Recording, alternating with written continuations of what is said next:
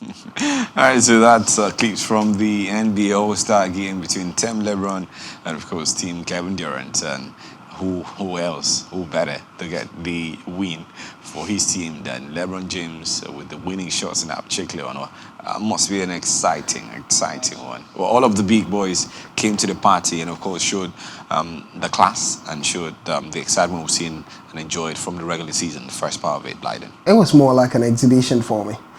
Show me what you've got. That's what I saw. And for in football, most of the times you often see the look away pass. Yeah. But it had to be in basketball. I saw Steph Curry do that. Steph just threw the ball. He didn't look like he knew where that would end. He didn't care. That's pride. No, it wasn't. It's mastery. It's not pride. It's mastery for me. The guy's good and he's good. But Absolutely. fantastic game of basketball. The points were clear. Steph Curry, 50 points.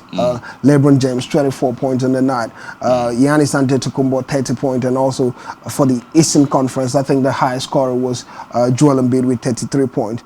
They showed the Eastern Conference class. But the margin was just slim. I think about 1 point or thereabout. Yeah. But fantastic basketball it was. Yeah, I think it was 3 points because it was a 3-pointer from LeBron. So it was 163.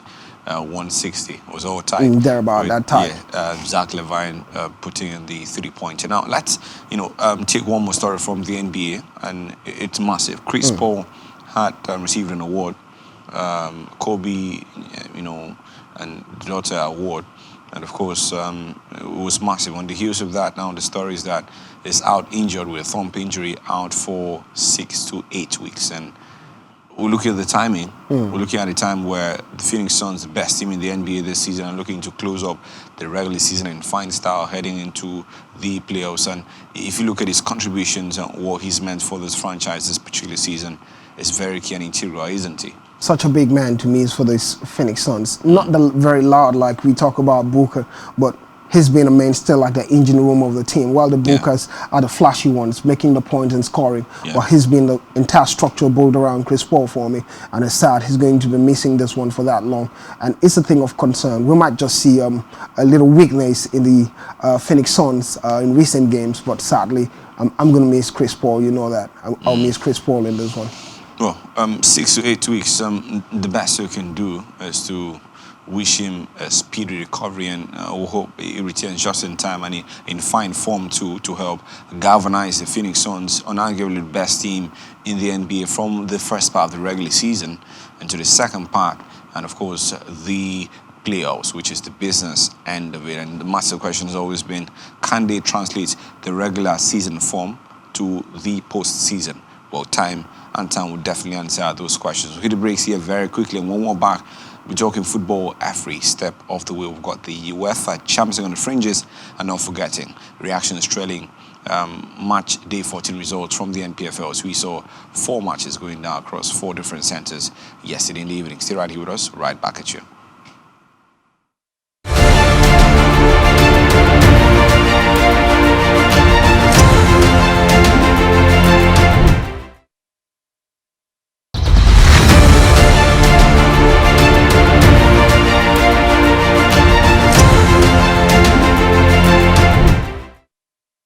Thank you very much for joining us for the last lap of Sports Central here on Spectrum Television this lovely morning. Now, let's look at the NPFL on match day 14.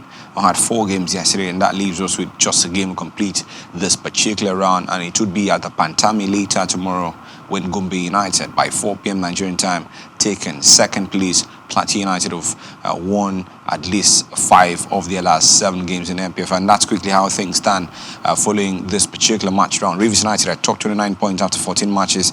Plateau United have a game in hand, and of course I've got the chance of returning top if they win later tomorrow in Gombe. Rangers are third with 23 points, 7 points. Remo Stars were beaten yesterday as well. Kwara United moving up to 5th now with 23 points. Kwara United, Yimba, Nassau United and Wake Torres completing the top 10. And yesterday, Remo Stars handed their 3rd consecutive loss in the NPFL. Started quite brightly in the season, but it looks like things are being reset, and the reality is dawning on them that this is their lead division where the big boys do rock and roll. Before you talk Blyden, let's look at the resulting for Yimba. Started this match with a 1-1 draw against MFM. Kwara United 3-2 winners over Akada at the Ibom Derby. Sunshine Stars holding winners over Aquara United. Shooting Stars and Victories fired blanks 0-0. Right, the Rivers United saw off Rangers by goal to nothing. Yiman Wangwa, the former Canopy striker, getting goal there. Katina United won, Heartland won. 4 Heartland, massive points for them. 5 points now in their last 3 games. Canopy 2-1 winners over Abia Warriors. National United saw off Nigerians by goal to nothing in Lafayette. While at the Upper Stadium in Makudi was Lobby Stars of Makudi 1, Remo Stars 0. We talk about Remo Stars, Blight. It seems like they've gone to that point where they're beginning to find it difficult to win games. You know, at first, they're a good side. I think they're a good side. But at first, when you're coming from a lower division, most teams don't take you seriously. They think you are maybe one of those newly promoted sides until you begin to create shockers as they did. And those shockers has spreaded the words, make other teams to begin to look at them seriously as a strong contender, a strong team. I think the big boys are beginning to show up. Massive loss for Remo Stars. They have to find a way to recover 3 straight losses. This is the same team that have been winning games consistently for a while, top of the league, and the stock are beginning to plummet. We're seeing that happen time without number. It happened for a time, I think 2 seasons ago, when Dakar came to the league and they played quite well, beating big boys, and after a while they had to struggle. And we're beginning to see that struggle happening to Remo Stars. But fantastic on the night, fantastic game of football from Nigerian Premier League perspective. So far, the big boys are beginning to make the statement, beginning to show up. The likes of Plateau United, name it, Rangers United, Rivers United. The table is beginning to shape up, and the big boys seem to be back for me, Brad James. All right, now we'll return later and we'll talk about the Women Cup of Nations built for Morocco later this year, and of course the race for that particular Mondial. It's the last lap for the Super Falcons up against the Ivorian ladies, and Oranje Wardrum has said that the ladies would not just go into Abidjan to play, but of course they're looking to get the 3 points. 2 goals nothing at the Mouchera Biola National Stadium in Abuja in the game played last weekend, and we're hoping they do just enough to get over the line to stand a chance of defending the chance they won last time out when they get to Morocco later this year. Blyden, let's wrap up the sports show this morning with the story from the money-spinning UEFA Champions League 2 clashes. Beautiful later tonight. Let's start with England, where defending champions Chelsea, in their first leg knockout game, they take on Lille from France. And you look back into this particular clash, and you know, both sides have got identical stats. Chelsea and Lille, you can't quite say who's favourite, except you're looking at history, and that would favour Chelsea.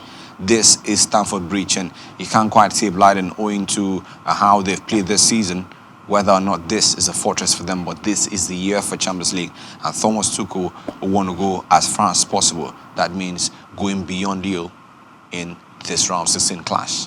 I remember some time ago while we were talking about Manchester City game, and I said if Chelsea qualified, you did question me a lot in that game. I remember that, but it's a big game. The UEFA Champions League is back. You need the best of football. It has to be the UEFA Champions League. Big matchup for me, Chelsea against Lille. One identical thing about the Lille side has been the fact that since they won the Ligue 1, in the French League 1, they've not been the best of sides in terms of domestic football. Sold a couple of players after that win, which is natural for a team. When you raise these players, you make money off them, and that's what we saw happen. But one thing they've been able to do is that their performances in the domestic league cannot be compared to their performances in the Champions League. They seem to make the Champions League the cup match for them, putting all their energy there, since they know that they cannot win the league in the French division. But fantastic side on the night. If you joke with them, you joke with them at your own peril, and it's a game Chelsea side should take seriously. I think Thomas Tuchel and the boys are ready to play this game. I was listening to the coach Thomas Tuchel of Chelsea talk about this game, and he said Lille side are not underdogs. They're coming for it, and it's going to be a keenly contest. It's a game we have to look at from different angles for Chelsea. The likes of Mason Mount don't seem to be available, had an ankle injury, and he's recovering. Yeah, but we hear Mason Mount is back, could take his place in the bench for tonight. That's according to Team News. But we sure know Cesar Spilicueta is back in the fold, and is including the match day squad as well. But the likes of Reece James, this game comes too early for him. So though he's back in training, same with Ben Chilwell, back in training as well. But the game comes too soon and too early for them. Now let's look at that Chelsea team and the frailties there. Where you'd say is the Achilles heel of this Chelsea team, and if Leo were to exploit that to perfection, could get something out of tonight's game at Stamford Bridge? I think first, when you look at a typical Chelsea side, the struggle when they don't have a typical number 10, like probably, or number 8, like Mason Mount, who brings in the energy and attacks and can get the long ball outside the team. The struggle also to play with Lukaku was a struggle because oftentimes when they're playing with Lukaku, it seemed like a big man up front, but not getting enough balls on time. No internal cut you short. The last game we saw Romelu Lukaku, I'm sure that's a stat he won't forget in a hurry. Just 7 touches all through that game against Crystal Palace, and one of the touches was the pass for the kickoff. In that particular game, it tells you how poor. So, is it a case, once again, the conversation would be, is it a case where Chelsea are not playing to Lukaku's strength, or Lukaku hasn't really been up to scratch at Chelsea? Definitely, they're not playing to Lukaku's strength. But there's something that happens when Chelsea plays with Lukaku. They seem to dominate positions. The reason being that you look at the opposition's defender, they can't move out because they're scared of Lukaku. It's such a big man, and it's difficult for one player to defend against Lukaku. So they usually double up, and by that, they make it difficult for Lukaku to play. And they open up spaces for others. Yes, they make it difficult for the balls to get to Lukaku. But the fans are not seeing that, because you don't buy a player for over £97 million to just come and drag defenders around. You need goals from him. I agree. And also make it difficult for Chelsea because you have this team sitting back and totally locking the defense on the midfield side. So you can't express yourself because it's easy when you're playing the ball and your opponent is also coming out. So it allows you ample time to find some spaces and slot in a goal. It's usually difficult. But this is the point I have, or the way I look at it in Chelsea. Thomas Tuchel has to tell the boys, pass the ball to Lukaku early enough. He has the ability to split defense with his ability to hold on to the ball. And if they do this, other players are going to score, and Chelsea will score even more and further. All right. Now, Leo taking Chelsea Sound Bridge lead. And now let's leave that game for a bit and talk about the other, what looks like an evenly matched game. It's between Villarreal in Spain. The Yellow Submarines welcome the old ladies from Turin in Juventus. Villarreal versus Juventus. You look at Villarreal, the way to start the season, despite the early struggles, they picked themselves up. 5 wins in their last 7 games tells you the story of a team that is really in form. And Juventus, a little here, a little there. They've acquired some very fine players in the off-season or the mid-season break. We'll talk about the likes of Denis Zakaria joining from Borussia Mönchengladbach, and the biggest being Dusan Vlahovic joining from Fiorentina. And these players have hit the ground running. Put that side by side with the quality they have already. Well, should give us some game later tonight in Spain. For me, there's something peculiar about the Villarreal side.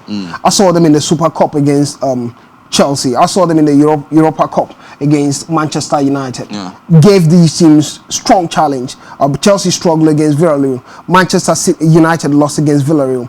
Big side. And look at the collections that have joined the side, the likes of Lo Celso. You understand they're in for this. They can create a shocker. For me, it's going to be a very tough game for Juventus. I've seen the Juventus in the Italian Serie A not playing quite well. You mentioned a number of players that joined them, but the last game I watched them play was dismal for me. They didn't play quite well to the tune the way I expect them. And I think it's going to be a very tough game against Villarreal. Watch Villarreal play against Real Madrid. So difficult for Real Madrid to get a win against Villarreal side. And as you rightly said, they've scored a number of goals and won a number of matches, 7 winning 5 thereabout. Fantastic side. I think if Juventus are not careful, they'll be in for a shocker for me. All right, so let's go back to Chelsea. Leo, scoreline for you.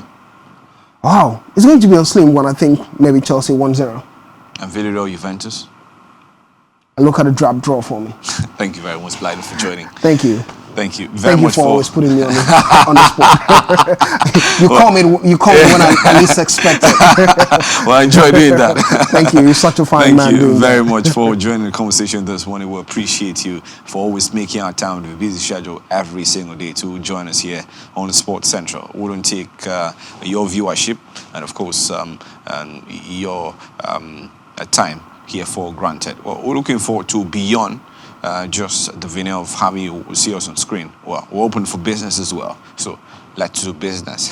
All right, catch us on different social media platforms, SpectrumTv NG. Check us out on Facebook, on Twitter, and of course on Instagram or on YouTube as well. Search for SpectrumTv and you get to enjoy a lot more exciting content beyond what you see on screen here. Our website is www.spectrumtv.ng. I am Bright James alongside Blyden. Thank you very much for joining us. We're wishing you a lovely day ahead. Bye for now.